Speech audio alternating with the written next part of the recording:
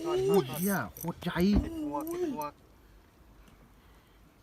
ใช้ไฟหน่อยมาใช้ไฟหน่อยมีคู่มันด้วยตีเร็วอะไรมาตีเร็วมันจะปล่อยเดี๋ยวมันมีก๊อกสองคู่มันตามมา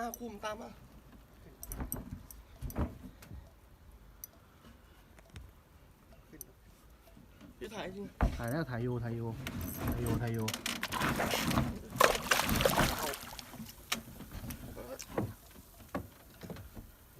เลย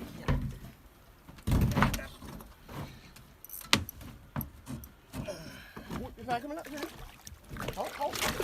สวยสุดจริงเยี่ยมฮะอุ้ยแมงเฮียจับมือทิ้งสุดยอดแมงไซนี่ไม่ฟัง